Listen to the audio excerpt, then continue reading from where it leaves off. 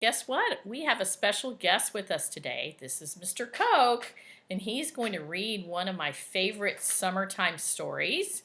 It's called How I Became a Pirate. And I might stop him a couple of times and ask some questions so we make sure that we know what's going on in the story. That's a really important thing for good readers to do. Okay, here he goes. Okay, let's get started. How I Became a Pirate by Melinda Long and David Shannon.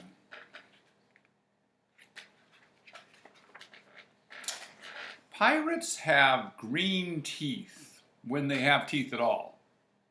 I know about pirates because one day when I was at the beach building a sand castle and minding my own business, a pirate ship sailed into view.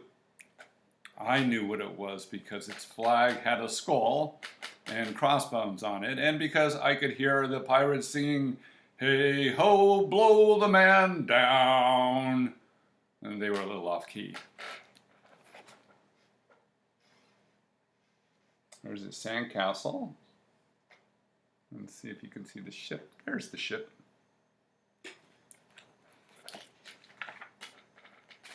I tried to tell Dad, but he was busy setting up the beach umbrella.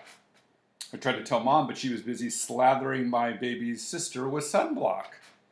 So I went back to my sandcastle, but I kept an eye on the pirates. By then, they were rowing to shore.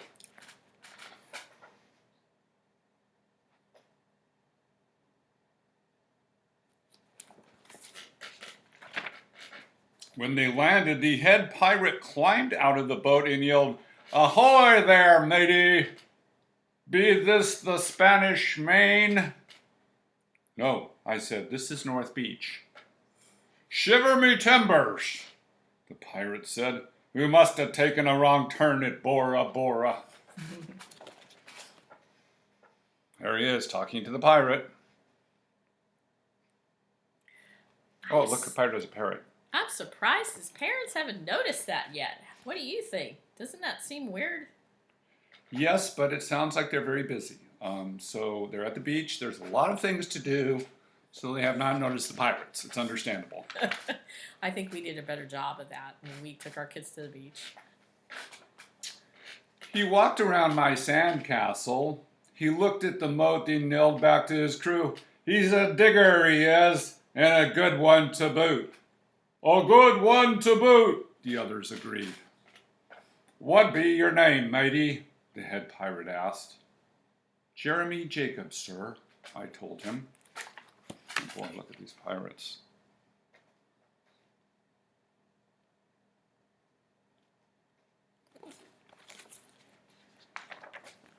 "Well, Jeremy Jacob," he said, "you're looking at Braidbeard and his crew.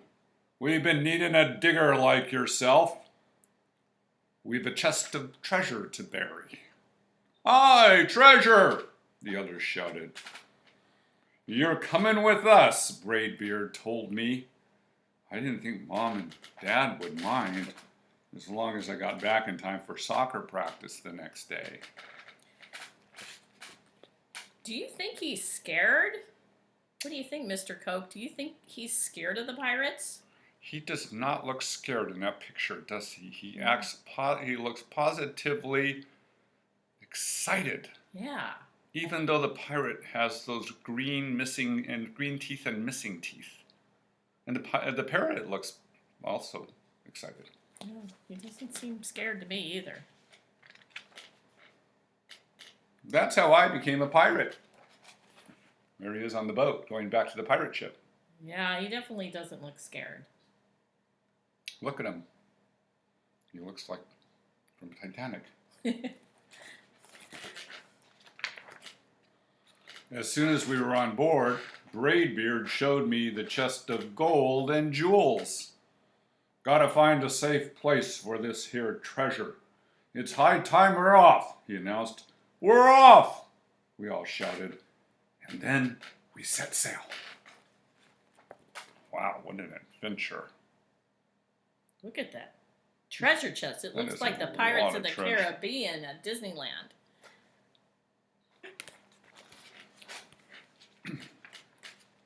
There was plenty to do on board. The pirates taught me to sing sea chanties, the louder the better, and to say real pirate stuff like landlubber and scurvy dog. By dinner time, I could speak pirate perfectly. I learned pirate manners. Braidbeard pounded his fist on the table and yelled, "Down the hatch, me laddies!" "Down the hatch!" we all shouted. Braidbeard gulped his food and said, "Hand over the meat." "The meat!" we all roared. Nobody told us to finish our spinach. There wasn't any spinach. Or to chew up our carrots. They weren't allowed on board. We talked with our mouths full, and nobody said please or thank you. There's a scurvy dog. Oh, a right scurvy here. dog. Oh, jeez, I think Stella is part pirate. I think Stella probably heard us reading the book and wanted to come and join because she's enjoying the book so much. After dinner, I tried to teach the pirates to play soccer. Braidbeard kicked the ball and yelled, "Arg, soccer!" "Arg, soccer!" the crew yelled. Then everybody dove for the ball at once, and it rolled right off the deck. "After it, me hearties!" Braidbeard commanded. "After it!" we all whispered. We fought over who would go to get the ball, but it didn't matter anyway because a shark came along and swallowed it in one gulp. So much for soccer. And here you see the shark about to swallow the ball. So why do you think they didn't want to go in to retrieve the ball? I think they didn't want to go in to retrieve the ball because the waters are shark infested. They must have seen it already, huh? They did not want to get eaten by a shark, and so that's why they weren't eager to do that. By now it was past my bedtime, but nobody tells pirates to go to bed, to take a bath, or to brush their teeth. Maybe that's why their teeth are green. Pirates sleep with one eye open, just in case. I'm going to stop and ask you that. Why do you think that pirates sleep with one eye open? Because there's danger, and they have to make sure they're got one eye open in case another pirate ship tries to attack them. Oh, okay. And they don't change into pajamas unless they want to. Pirates don't do anything they don't want to, except for maybe swabbing the decks. I wanted to be a pirate forever. Okay. Look at him. Looks like he's having a pillow fight there. I have a question. You know, Mr. Coke, we like to predict. Do you predict that he's going to keep thinking that he wants to be a pirate forever, or do you think something might change his mind? Well, based on the way things are going so far, I think that he might want to be a pirate forever, but knowing a little bit more about pirates, I think he might find it's not quite as great as he thinks it is right now. Okay.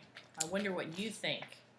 See if you agree with Mr. Coke. Because I've been on the Pirates of the Caribbean at Disneyland, and I've seen how pirates are there. But then I found out what else they didn't do. Oh. When I couldn't stay awake any longer, I asked Braidbeard to tuck me in and read me a story. "Tuck you in?" he bellowed. "Pirates don't tuck." "No tucking!" the crew cried. And the only thing they had to read was a map. "Don't you have any books?" I asked. Braidbeard looked confused. "Books?" I didn't even bother to ask about a goodnight kiss. I don't think I'd want one with those green teeth. He might have bad breath. Uh-oh. Does he look like he's sleeping very well there? He looks scared, doesn't he? Yeah, Big gosh. eyes. Look at, he's got a stinky. Does he have a stinky foot hanging? Show him again. Look, friends, does he have a stinky foot in his face? And the other guy, look at that other guy. He's got his nose right up against him. No social distancing there. It wasn't easy to fall asleep without a story, but I was finally dozing off when a storm broke.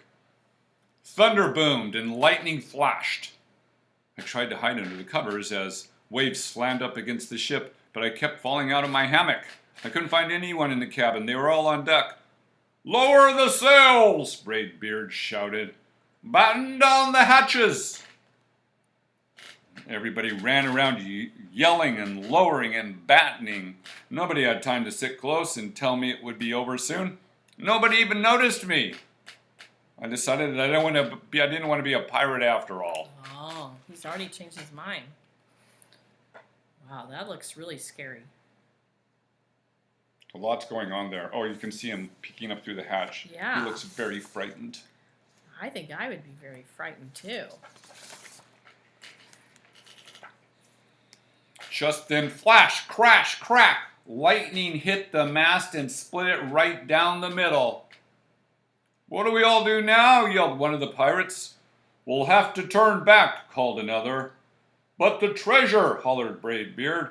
Where will we bury the treasure? I stepped forward. Maybe I can help, I shouted over the wind. I think I know the perfect digging spot. Oh. Well, let's predict. Where do you think he's gonna hide it there? Where do you think? Well, I know he's an expert at digging in the sand at the beach. He knows that area very well, so I'm thinking it might be back at the beach. Okay. And remember, they spotted him as a digger right off the bat. Yes, he did. When the storm was over, we rowed back to shore and buried the chest. We drew a map so we could find the treasure again, but I don't think I'll need it. Ooh, where is it? Here's the map, right? Move it over this way a little bit. This way. It's like it's on a pirate ship right now. Yes. Stormy seas. Stormy seas. Here we go. Oh, it says, what does it say? Jeremy Jacobs' backyard? Oh, he wants it in his backyard instead of at the beach. I wonder if his parents are paying attention now. Oh, boy. After that, the pirates repaired the ship and got ready to set sail. Before they left, Braidbeard handed me a flag and said, You make a fine pirate, Jeremy Jacob. Guard that treasure well. We'll be back to get it soon enough. Soon enough, the crew repeated. And if you ever need us, Braidbeard added, just run the Jolly Roger up yonder pole. What's a Jolly Roger? The Jolly Roger is the name for their flag, the one with the skull and crossbones. Oh, okay, that's right. Up yonder pole, the others shouted. And maybe I will, but not today. Here you can see him saying goodbye to the ship. He's got the Jolly Roger around his body. If you look close on that ship at the top, you can see the Jolly Roger, that black flag. He's got it wrapped around his body, And too. then he's got one wrapped around the body, yes. He must have had an extra. But he said, maybe I will, but not today. I have soccer practice. Oh, look at the name of his team. It's the Pirates. Well, I have to ask you this. I've read this story a lot. I want to ask you, did you like the story, Mr. Cook, and why? We always like to say whether we liked it or not and the reason why. What do you think? Well, I did like the story, and I like the story because it was interesting to hear about pirates, and also because it was Jeremy learned to appreciate things that maybe he hadn't appreciated so much before. Like he thought he wanted to go off and be a pirate forever, and he realized that maybe there was a lot about his mom and dad and living at home that was where he wanted to be. What was your favorite part? I think my favorite part was when they met him and they thought he was a digger, and they spotted his talent, that he could dig, and that they wanted to bring him on board. That seemed like a great adventure when it started. Like everything was going to go that way, and he was going to be a pirate for the rest of his life. That's right. Well, I think it's a super funny book, and that's the reason I like it. I like the green teeth and the shark eating the soccer ball and all that kind of stuff. Anyway, thank you so much for being a reader today. I just knew he'd be able to do a much better pirate voice than me, so I really appreciate that. Did Well, you, I hope you enjoyed the story, boys and girls, and I did you enjoy reading? I enjoyed reading. Yes, yes, I enjoyed reading. You know, I actually used to be a teacher myself. Did Mrs. Cook tell you that? I don't know if I did. But you taught much older kids, right? I used to teach English for high school kids, Oh. high school students. So that was a long time ago. Yeah. Well, you did a very good job. Thank you. Thank you for sharing with us today. And I will talk to you soon.